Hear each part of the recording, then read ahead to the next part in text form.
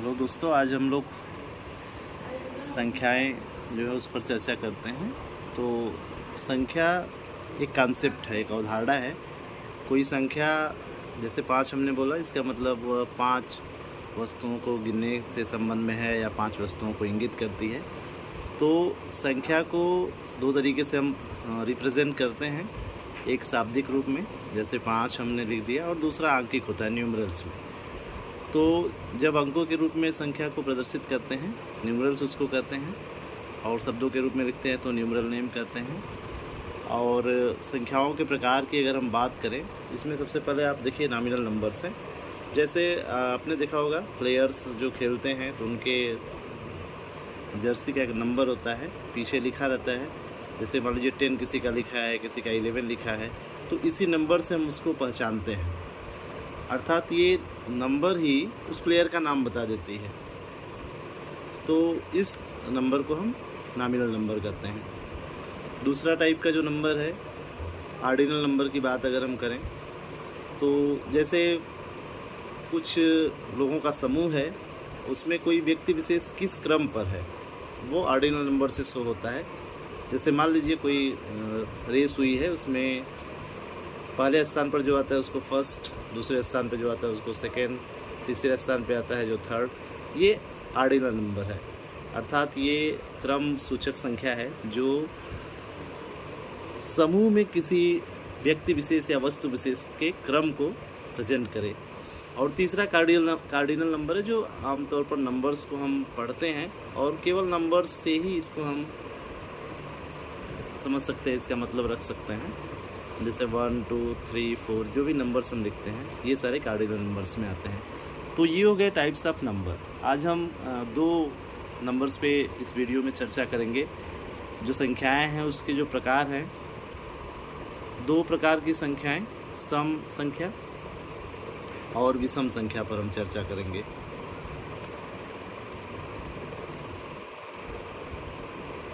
सम संख्या even number,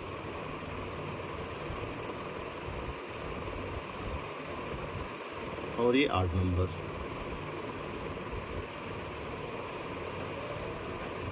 सामान्यतः हम जब नंबर्स की शुरुआत करते हैं 1 से, तो 2 से जो पूरी तरह से कट जाती हैं संख्याएं, वे सम संख्याओं में आती हैं। तो जैसे 4 है, 4 2 से भाग देंगे पूरी तरह विभाजित हो गया। 6 है, 2 से भाग देने पर पूरी तरह विभाजित हो गया। 0 है, 0 में भी 2 से भाग देंगे तो पूरी तरह विभाजित हो जाएगा। 0 किसी भी संख्या से विभाजित हो जाता है। तो ये हो गया सम संख्याओं की बात। और जो 2 से विभाजित न हो वो विषम संख्या, जैसे 1 है, 3 है, 5 है, 7 है। अब हम देखें अगर, तो ये तो एक अंक की संख्या है। बड़ी से बड़ी संख्या हो, चाहे जितनी बड़ी संख्या हो, केवल इकाई का अंक देखकर हम ये समझ सकते हैं कि वह संख्या सम संख्या है या विषम संख्या है। अब जैसे यहाँ पे हम देखते हैं, ये एक संख्या है 46,156। तो अगर हमको देखना है कि ये सम संख्या है या विषम संख्या है, तो हमको केवल इसका इकाई का स्थान देखना है। इकाई के स्थान पर 6 आ गया, 6 2 से विभाजित हो जाएगा, इसका मतलब ये पूरी संख्या 2 से विभाजित हो जाएगी। ये एक संख्या है, तो 9,75,000। यहाँ पे इकाई का अंक 5 है और 5 2 से विभाजित नहीं हो रहा है पूरी तरह, इसलिए ये संख्या 2 से विभाजित नहीं होगी। तो 2 से इकाई के स्थान पर विभाजित होने वाले जो अंक हैं वो हैं 0, 2, 4, 6, 8। और जो नहीं विभाजित होने वाले अंक हैं वो हैं 1, 3, 5, 7, 9। तो कोई भी संख्या है, चाहे जितने अंक की है, हमको ये जानना है कि वह संख्या सम संख्या है या विषम संख्या है। हम उस संख्या के केवल इकाई के अंक को देखेंगे। वह अंक 2 से विभाजित हो रहा है, अर्थात 0 है, 2 है, 4 है, 6 है या 8 है, तो वह संख्या पूरी तरह 2 से विभाजित हो जाएगी। और अगर 0 से विभाजित 2 से विभाजित नहीं हो रहा है, अर्थात 1 है, 3 है, 5 है, 7 है, 9 है, तो वह संख्या विषम संख्या हो जाएगी। तो इस तरह से जिस भी संख्या का इकाई का अंक 0, 2, 4, 6 या 8 होगा, वह संख्या सम संख्या होगी। और इकाई का अंक 1, 3, 5, 7 या 9 में से कोई अंक होगा, तो वह संख्या विषम संख्या होगी। अब कई टाइप के सवाल यहाँ पर बनते हैं, जैसे क्रमागत सम संख्याओं की बात कर दी जाती है, क्रमागत विषम संख्याओं की बात कर दी जाती है। तो हम सवाल पर चलते हैं। मान लीजिए ये पहला सवाल है कि प्रथम 5 क्रमागत सम संख्याओं का योग ज्ञात कीजिए।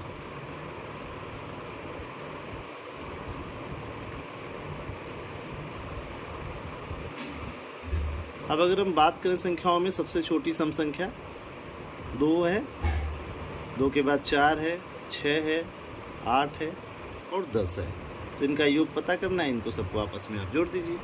तो देखिए 2 4 6 6 12, 12 8 20 10 30 आता है। तो इस तरह से प्रथम 5 क्रमागत सम संख्याओं का योगफल 30 होगा। एक इसमें हम ट्रिक भी लगा सकते हैं। देखिए जैसे हम देखें अगर, तो फर्स्ट और लास्ट को अगर हम जोड़ रहे हैं तो ये 10 2 12 आ रहा है और 12 का आधा 6 होगा, अर्थात औसत 6 आ रहा है। 8 और 4 को जोड़ रहे हैं 12 आ रहा है, 12 का औसत अगर हम निकालें 6 आ गया और ये तीसरे स्थान पर 6 है ही। तो अगर क्रमागत सम संख्याओं की बात इस तरह से होती है और उनकी संख्या विषम में है, जैसे यहाँ 5 है, विषम में है, तो बीच वाला जो अंक है आप उसको ले लीजिए और जितनी संख्याएं हैं उसका उसमें गुणा कर दीजिए। 1 2 3 4 5 संख्याएं हैं तो 6 गुणे 5 बराबर 30। यहाँ पे इनको जोड़ने पे 30 आएगा। मान लीजिए प्रथम हम दे रहे हैं 10 क्रमागत सम संख्याओं को, 2 4 6 8 10 12 14 16 18 20। अब यहाँ पे ऊपर वाला जो था वहाँ पे क्या था कि संख्याओं की संख्या विषम थी और यहाँ पे संख्याओं की संख्या है सम। तो यहाँ भी वही चीज़ हम देखते हैं। तो देखिए 10 संख्याएं हमने लिया है, यहाँ पे 20 और 2 को जोड़े 22 आएगा, 22 का जो आधा होगा 11 होगा, अर्थात औसत 11 आ रहा है। तो यहाँ पे हमको सीधे सीधे 11 गुणे 10 कर देंगे तो 110 आ जाएगा। ठीक है, तो इस तरह से अगर हमको प्रथम 5 10 20 जितनी भी सम संख्याओं का योगफल निकालना है तो हम यहाँ से संख्याएं इस तरह से देख लेंगे और पहले और आखिरी को जोड़ के उसका औसत निकाल लेंगे। फिर जो वह संख्या आती है उसमें कुल संख्याओं की संख्या से गुणा कर देंगे, तो बिना जोड़े हम प्रथम 5 प्रथम 10 क्रमागत सम संख्याओं का योगफल निकाल सकते हैं। इसी तरह से अब हम आते हैं विषम संख्याओं पर। मान लीजिए हमको निकालना है प्रथम 7 विषम संख्याओं का योग। 1 3 5 7 9 11 13। यहाँ पे देखिए 13 और 1 जोड़े 14, 14 का आधा 7, मतलब औसत 7 हो रहा है।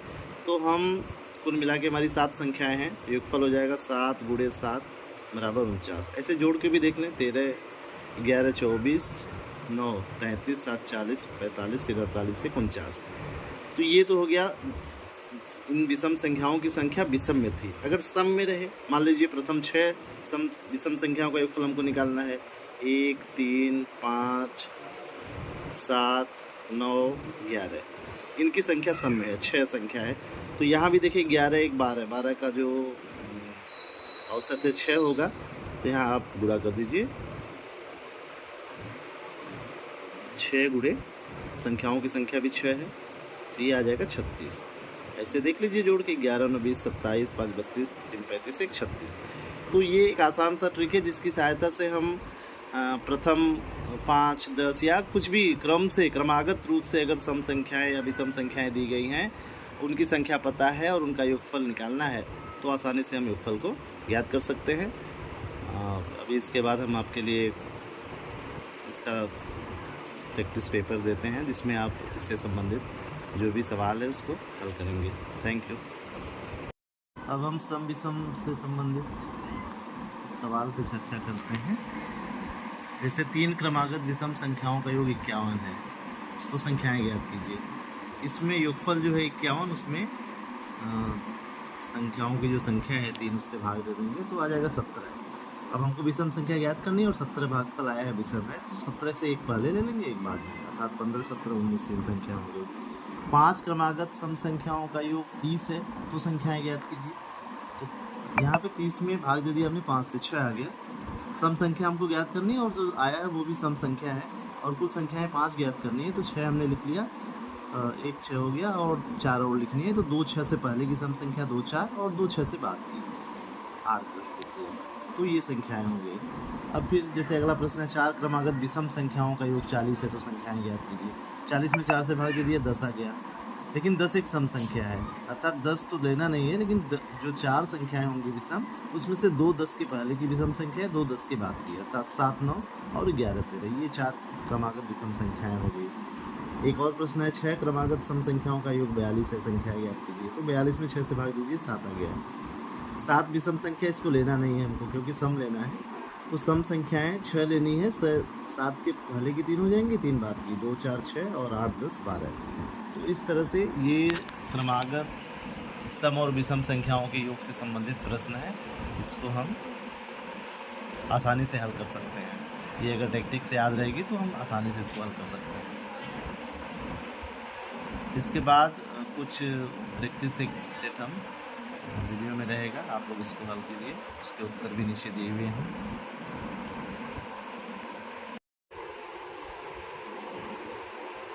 ये 10 प्रश्न हैं जो अभी प्रश्न हल करने का तरीका बताया है, तो उसी के आधार पर आप इसको हल करिए। अगली स्लाइड में इसका उत्तर भी आपके पास रहेगा, आप उसमें पहले हल कीजिएगा, फिर मिलान कीजिएगा। अब आप प्रश्नों को हल कर चुके होंगे, तो यहाँ से आप अपना उत्तर मिला लीजिए और देख लीजिए कि जो आपने हल किया है वो सही है कि नहीं।